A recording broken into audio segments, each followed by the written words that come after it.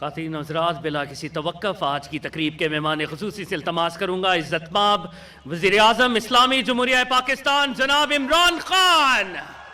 آپ کی بھرپور تالیوں میں خواتین حضرات وزیر اعظم اسلامی جمہوریہ پاکستان تشریف لا رہے ہیں.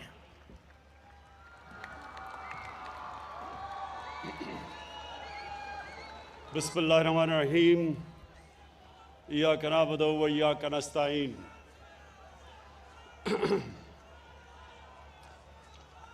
میں شکریہ صدیق خان، شکریہ.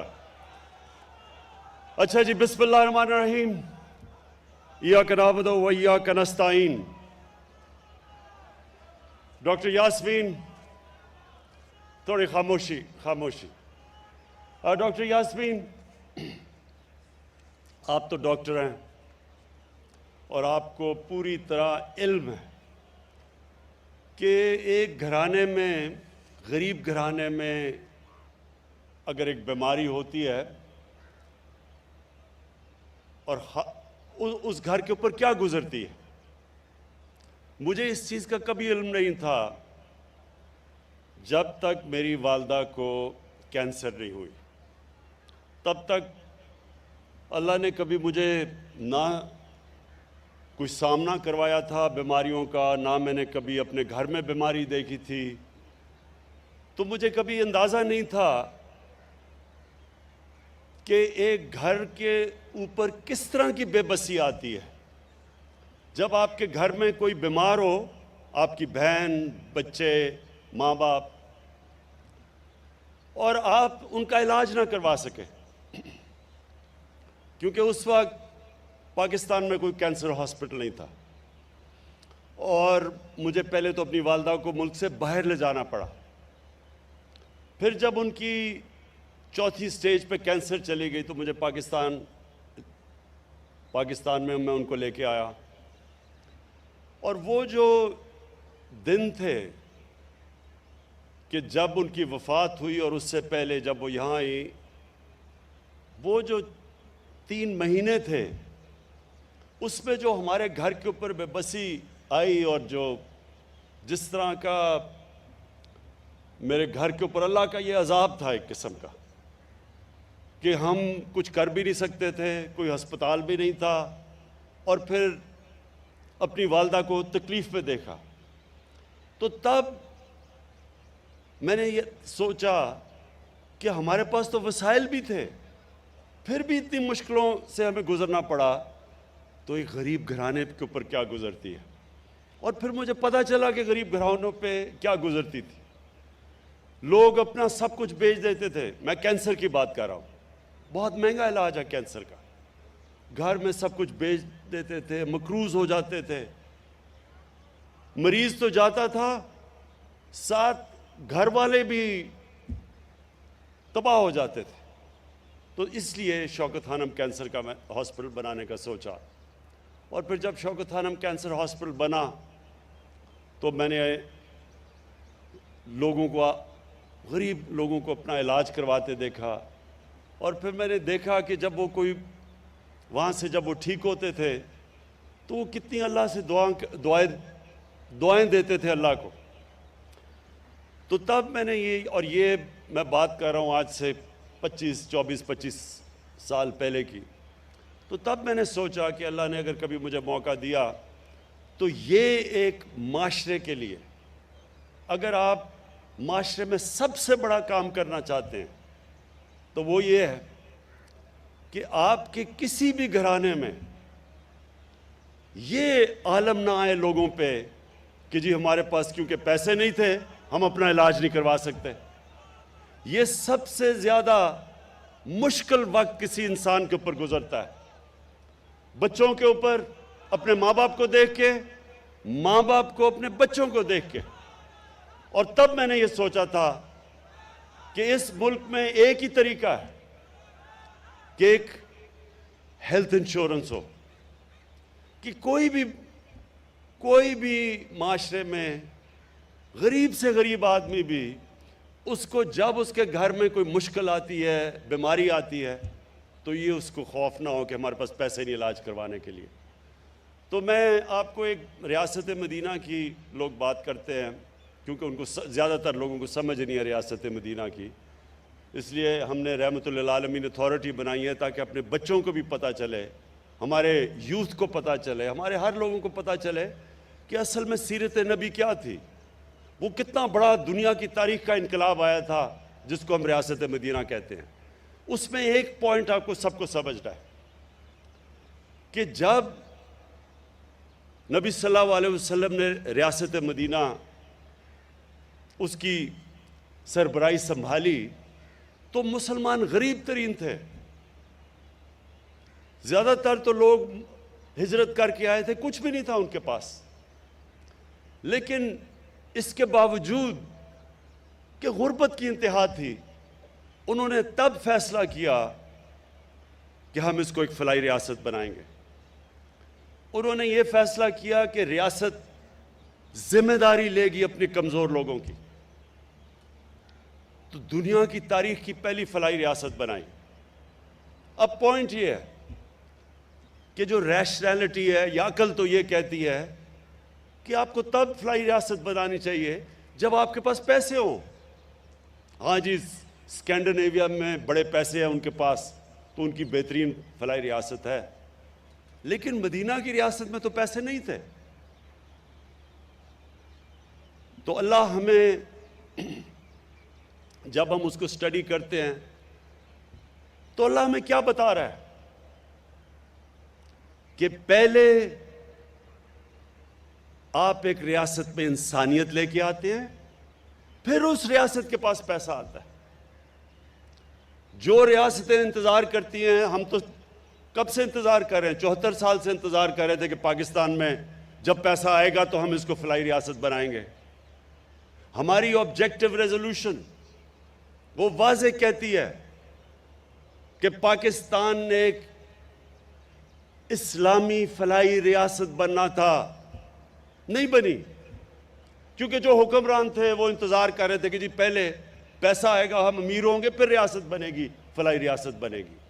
لیکن مدینہ میں نبی صلی اللہ علیہ وسلم نے ثابت کیا کہ پہلے ایک انسانیت کا نظام آتا ہے، پھر اللہ خوشحالی لے کے آتا ہے۔ پہلے خوشحالی نہیں آتی اور پھر آپ اس کو فلاحی ریاست بنائیں، کیونکہ یہ میرا ایمان ہے کہ جب آپ اللہ کو خوش کرتے ہیں، اور اللہ خوش تب ہوتا ہے جب آپ اس کی مخلوق کی خدمت کرتے ہیں، اور سب سے زیادہ دعائیں لگتی ہیں آپ کو دکھی انسانیت کی۔ جب ایک انسان تکلیف میں ہوتا ہے، کیونکہ اللہ تو سب سے زیادہ پیار کرتا ہے اپنے انسانوں سے، تو اس کی دعائیں لگتی ہیں۔ جب میں نے شوکت خانہ بنایا، ہاسپٹل کھلا، باہر سے ہم چیف ایگزیکٹو لے کے آئے، اس نے پہلی بورڈ میٹنگ میں کہا کہ جناب آپ نے اگر 5% مریضوں سے زیادہ مفت علاج کیا، یہ کینسر ہاسپٹل آپ کا 3 مہینے میں بند ہو جائے گا۔ یہ 1995 کی میں بات کر رہا ہوں۔ مارچ میں وہ میٹنگ ہوئی بورڈ آف گورننس کی، اس نے کہا کہ کبھی دنیا میں کوئی پرائیویٹ ہاسپٹل نہیں چل سکتا، کینسر کا ہاسپٹل نہیں چل سکتا جدھر آپ 5% مریضوں سے زیادہ مفت علاج کریں۔ 75% مریضوں کا ہم نے مفت علاج تب سے شروع کیا، آج سے آج تک دنیا میں واحد کینسر ہاسپٹل ہے جو پرائیویٹ کینسر ہاسپٹل 75% مریضوں کا مفت علاج کر رہا ہے۔ اور صرف وہیں علاج نہیں کیا، پشاور میں اتنا پیسہ ہے کہ دوسرا کینسر ہاسپٹل کھڑا کر دیا، اور تیسرا کراچی میں انشاءاللہ سب سے بڑا کینسر ہاسپٹل بننا شروع ہوا ہے۔ میں آپ کو یہ کھڑا مثال آپ کے سامنے ہوں، آج تک کوئی یہ نہیں بتا سکا کہ کیسے ایک پرائیویٹ کینسر ہاسپٹل 75% مریضوں کا مفت علاج کرتے ہوئے آج بھی چل رہا ہے۔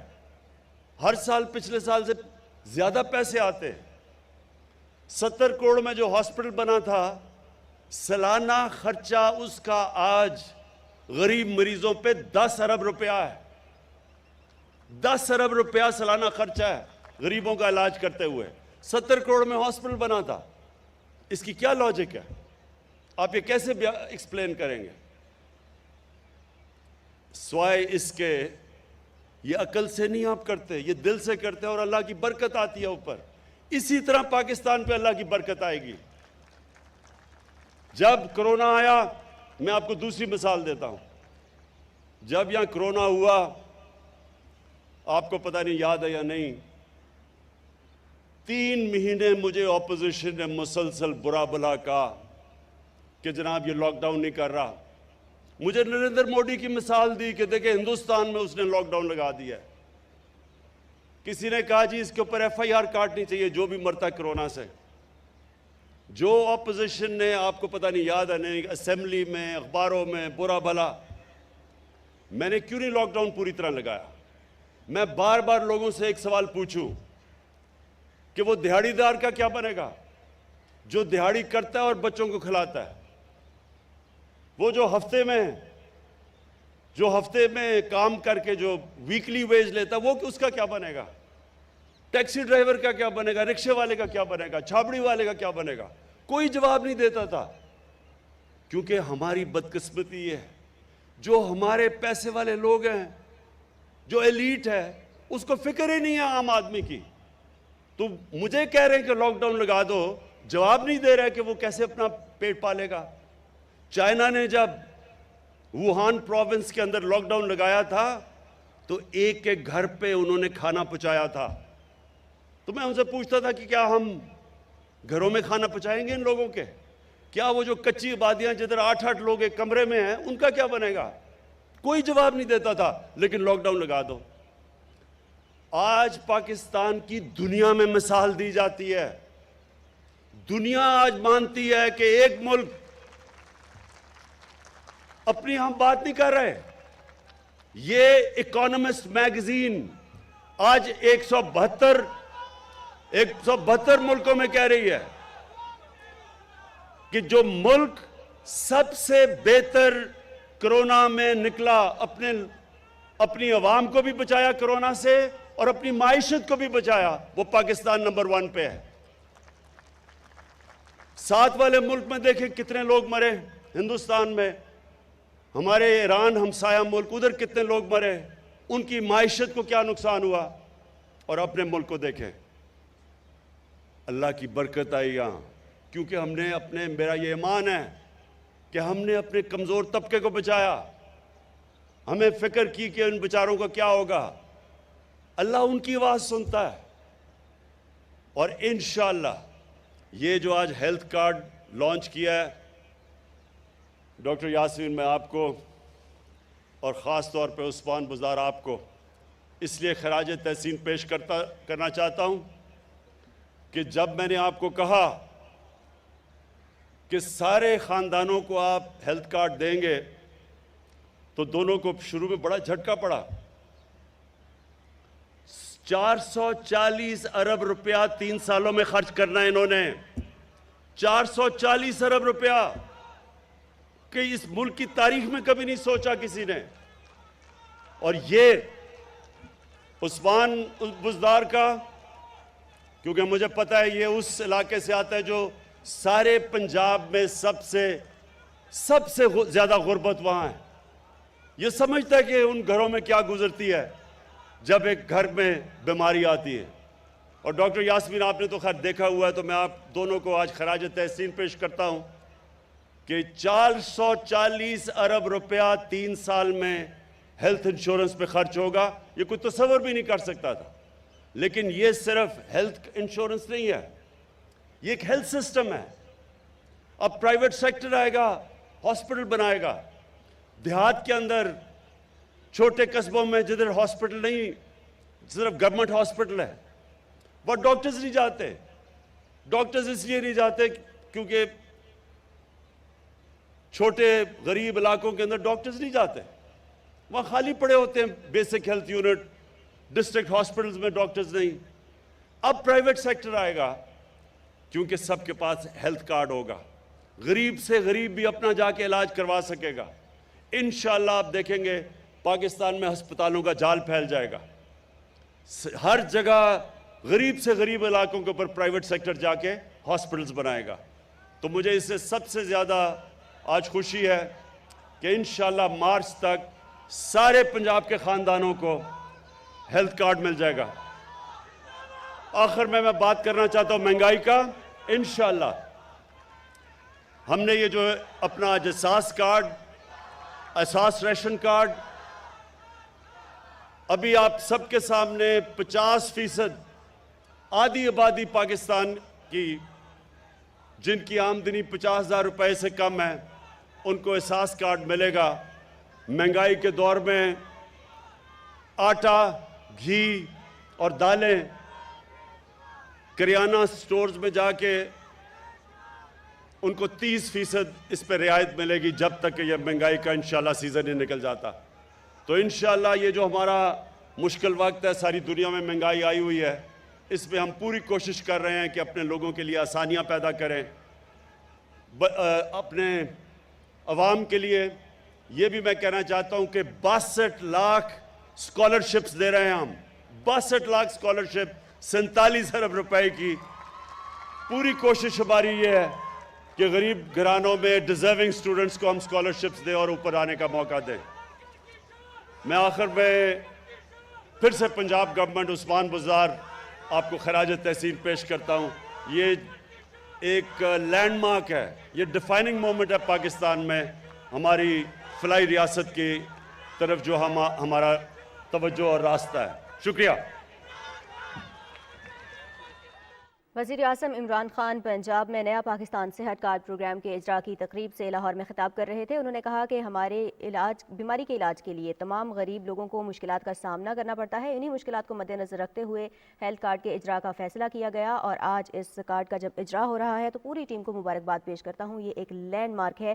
طبی سہولیات میں کینسر، تھیلیسیمیا، گردوں کی پیوندکاری شامل ہوگی۔ اس کے ساتھ ساتھ ذیابیطس اور امراض قلب کے مریض بھی علاج معالجے کی سہولیات حاصل کر سکیں گے۔ نیا پاکستان صحت کارڈ کے ذریعے سے پنجاب کا ہر خاندان 10 لاکھ روپے تک کے علاج معالجے کی سہولیات سے مستفید ہو سکے گا۔ ان کا کہنا تھا کہ آئندہ آنے والے دنوں میں مہنگائی سے نمٹنے کے لیے بھی حکومتی اقدامات جاری ہیں اور پوری کوشش کریں گے کہ عوام کو مہنگائی کے بوجھ تلے دبنے سے بچایا جا سکے اور جس قدر ہو سکے ریلیف فراہم کیا جا سکے۔ نیوز اسٹوڈیو سے فی الوقت اتنا ہی۔ مزید باخبر رہنے کے لیے ہمارے ساتھ رہیے۔